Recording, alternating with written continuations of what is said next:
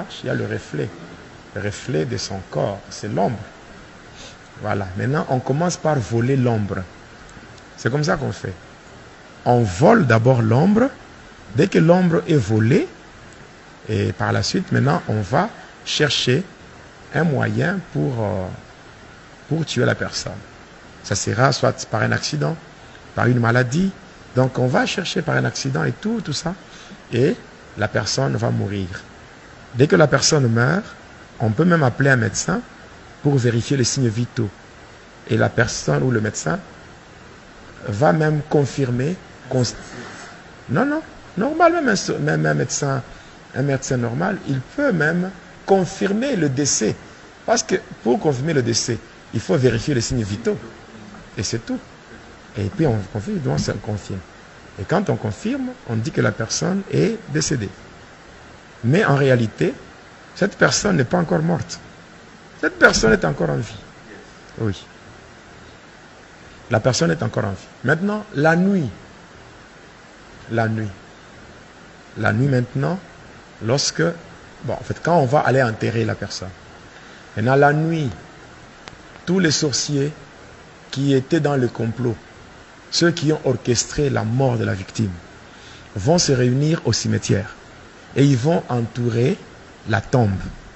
Et le sorcier qui a fait le sacrifice, on va lui donner un fouet. Et on appelle ça le fouet d'appel. Il va avancer. Et quand il sera devant la tombe, il va frapper 3 fois. Dès qu'il frappe 3 fois, la personne que vous avez enterrée va sortir. Quand la personne sort, on prend l'ombre qui était volée et on lui retourne ça. Et là, la personne est consciente. Et la personne va même reconnaître les gens qui l'entourent. Et à ce niveau-là, la personne ne peut plus rien faire. À ce moment-là, il n'y a pas de secours. Même si la personne crie, il n'y aura rien. Même si la personne appelle Jésus, même Jésus ne viendra pas. Même si Jésus-Christ est un secours qui ne manque jamais dans la détresse, là, il ne viendra pas. Parce que Jésus n'est pas un Dieu des morts. C'est un Dieu des vivants. C'est pendant qu'on est en vie qu'on peut faire recours à lui. Donc, dès qu'on meurt, c'est fini. Et là, qu'est-ce qu'on va faire? On va chercher maintenant un œuf non préparé. Et on va l'écraser sur la tête de la personne afin de rendre sa conscience stérile. Après avoir fait cela, on va utiliser un objet qui ressemble à un malaxeur. Donc il y a une boule d'un côté. On va frapper au niveau de la nuque. Quand on frappe, c'est cette fois-là maintenant que la personne va mourir. Maintenant, avant cela, si la personne qui l'avait sacrifié avait besoin de l'utiliser, soit au champ, à la pêche, là on va le laisser. Et quand on laisse, et on va l'utiliser à un travail précis. Et pendant le temps qu'on l'utilise et qu'on ne l'a pas encore tué, il y a des fois, on peut même voir cette personne ici dans le monde. On peut voir. On vous dira que non, quelqu'un a vu tel. Et la personne qui a vu est allée aussi voir d'autres. J'ai vu tel. Mais non, celui-là, la personne dont tu parles, cette personne est morte il y a longtemps, on l'a déjà enterrée. Cela veut dire que cette personne, on l'a déjà enterrée, mais on ne l'a pas encore tuée dans la sorcellerie. Et c'est lorsque la personne va se fatiguer par rapport au travail qui lui a été donné.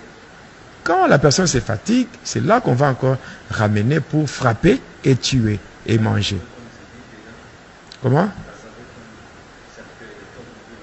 Dans le cercueil. Il n'y en a pas? Il n'y en a pas? On a déjà pris. Il n'y en a pas, on a déjà pris. Non, c'est dans une dimension maintenant ésotérique. Ésotérique, c'est-à-dire que c'est comme dans ce monde ici. Vous pouvez être avec un sorcier. Vous êtes là, vous êtes en train de parler avec un sorcier. Il peut utiliser son deuxième corps. Il a un corps normal et le corps astral. Et par rapport à ça, il peut être avec vous, en train de vous ensorceler, vous êtes là. Voilà. C'est pour cela, un enfant de Dieu doit avoir le Saint-Esprit. Il y a des choses que peut-être je ne peux pas voir, mais le Saint-Esprit voit ça. Et il te révèle.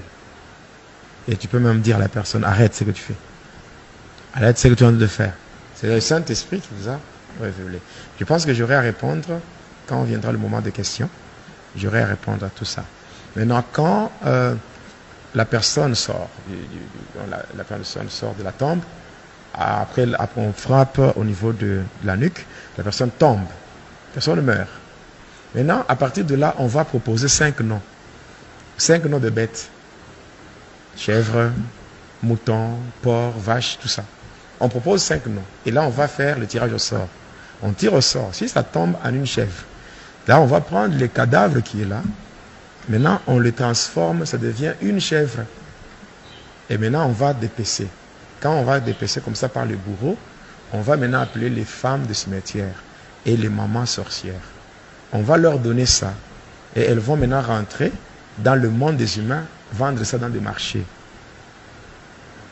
Oui. Vendre ça dans des marchés. Et le reste, le sorcier mange là-bas. Maintenant, quand elles rentrent avec ça, elles vont vendre ça au marché et mettre sur leurs étalages au marché, non? Et maintenant, sur leurs étalages, il y a une main. On appelle ça la main d'appel. C'est une main qui est invisible aux yeux charnels. Mais quand vous entrez au marché, elle fait ça. Elle vous attire. Et vous allez là-bas, vous payez, croyant que vous avez payé la viande de chèvre ou la viande de bœuf, ou la viande de bœuf. Mais cependant, vous avez payé la chair humaine. Et vous rentrez avec ça chez vous, vous mangez. C'est comme ça qu'il y a des possessions démoniaques, il y a la régression dans la foi, il y a l'incrédulité qui s'installe. Donc, il y a toutes ces choses-là, des maladies incurables, c'est passant par ces choses. Il y a des fois, on prend le sang humain, on transforme, ça devient de l'huile de palme, on amène dans le marché et les gens achètent. Les gens achètent ça. Il y a des fois, les sorciers transforment les doigts des cadavres, on transforme ça, ça devient des gros frétins. On amène dans le marché. Donc, il y a beaucoup de choses qui se font. Il y a des choses qui se font, on peut transformer, on transforme beaucoup de choses. On peut prendre l'eau, c'est-à-dire, on peut prendre un cadavre, on le laisse pendant 4 jours. Et quand le cadavre commence à se décomposer, le corps commence à sécréter un liquide. Et ce liquide-là, on le prend et on commence à vendre sous forme d'huile, ou bien on donne ça aux sorciers qui ont de boulangerie, les mamans qui font des beignets, on leur donne, ils mettent dans l'eau pour faire la pâte, tout ça, le pain, le beignet, tout ça. Et les gens achètent, hein, ça attire les clients, tout ça. Les gens achètent sans savoir ils mangent quoi. Et tout ça. Donc, cette même eau est donnée aussi aux faux prophètes. Aux faux prophètes, ils utilisent cette eau-là, où les gens vont dans des églises, ils prennent de l'eau et tout, sans savoir c'est quoi. Et quelqu'un dit, moi, je suis allé avec des... Eux ne peuvent pas faire la magie. Parce que c'est comme, un exemple, un magicien fait la magie, il exécute son travail, il fait une démonstration, un numéro, il prend un petit caillou, il met dans sa main. Il dit, regardez dans ma main, vous voyez quoi? Un caillou. Il ferme la main. Et après, il fait quelques incantations. Il ouvre la main. Il dit, mais regardez, qu'est-ce que vous avez vu? Il y a maintenant un bonbon. Les gens voient que c'est un bonbon. Mais qu'est-ce qui se passe? Qu'est-ce qui s'est passé? Entre le magicien et le spectateur, il y a un voile d'aveuglement.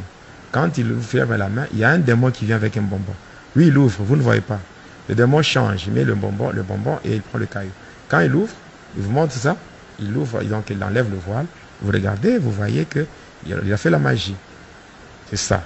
Donc, un faux prophète, un faux serviteur, vous lui amenez votre bidon rempli d'eau.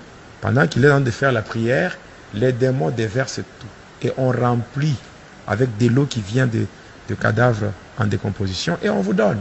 Et vous rentrez avec ça et il y a des problèmes qui arrivent. Vous buvez, vous aspergez dans la maison, vous mélangez.